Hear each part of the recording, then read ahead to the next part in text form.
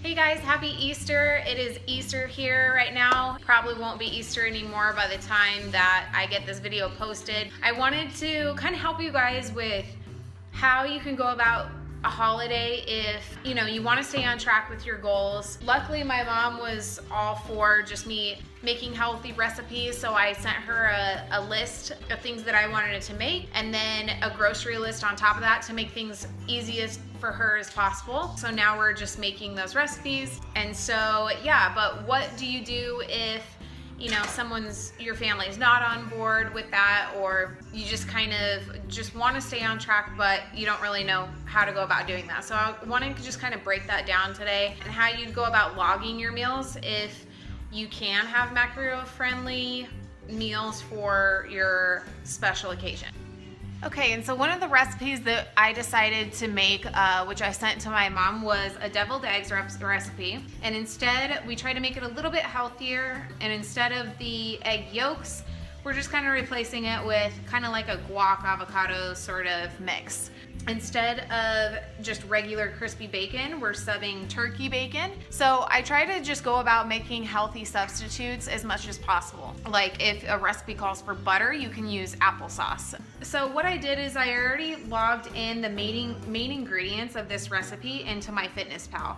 What I personally do is I like to log the entire recipe, everything that's in it, and then divide it out from there how much you plan on consuming. What I did is I logged each of these separately, so anything that has some sort of substance. You can log turkey bacon, things like chives, cilantro, lime, red onion, those things I didn't log. If you're trying to make this a lifestyle, unless you're doing a show or a date that you need to be specifically ready for, I would try to just loosely track, because ultimately, this does need to be a lifestyle, and those things hardly have anything in them anyway. You might get a couple grams of carbs in there, so I wouldn't worry about logging stuff like that, just anything of substance. So avocados are full of good fats, good healthy fats, but you still gotta log it. Those calories are gonna add up. Spinach, another thing that I don't really typically worry about, just because I know that spinach doesn't really have much in it, but if you're concerned about it, log it,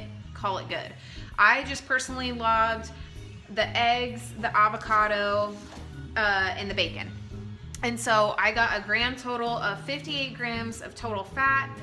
I got 35 grams of carbs and 30 grams of protein. But that is for the entire recipe, which obviously I'm not gonna have 12 eggs to myself. So how you would go about breaking that down.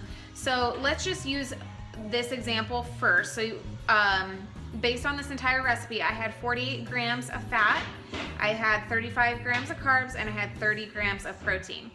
Let's say I want about half of this recipe, which is 3 eggs in this case. I'm gonna break that down divided by 2, which ends up being 29 grams fat, 17 grams carbs, and 15 grams of protein. In order to find out your total calories though, you need to multiply it by how many grams each of these nutrients have per calorie of gram. So fat, this is just plain simple fact, fat has 9 calories per gram. So you're gonna always wanna multiply your total grams of fat by 9 to get your total amount of calories coming from fat. Protein and carbs are both the same. They're 4 calories per gram. And so that's how I was able to achieve these numbers. So I just did 29 grams fat times 9, because fat has 9 calories per gram, for 261 calories that are coming from fat. Did that also with 4 calories per gram on carbs and protein to get a grand total of 389 calories from just 3 of these deviled eggs based on the entire recipe that I logged. And so knowing this, I can plug this into MyFitnessPal. They have an add food option, which if you go to your diary, and let's say you click on add food to lunch, under my foods, they're gonna have a create a new food option. And here, this stuff doesn't matter so much, but I like to put in, maybe Easter or something like that, just so that I can remember where I got this recipe from if I decide to use it again. We're gonna just say that's really 3 eggs. Here's where it's gonna let you put in your total calories along with anything else that you want. But I wouldn't worry about anything else other than just your protein, your carbs, and your fat, because those make up your entire caloric value. Anything else is gonna be not relevant when it comes to calorie counting. And so that's typically as far as I go with creating a brand new food. I'll just click save, and that's gonna keep it in my log for future reference as well as today. So I would do this with every recipe that I plan on making today.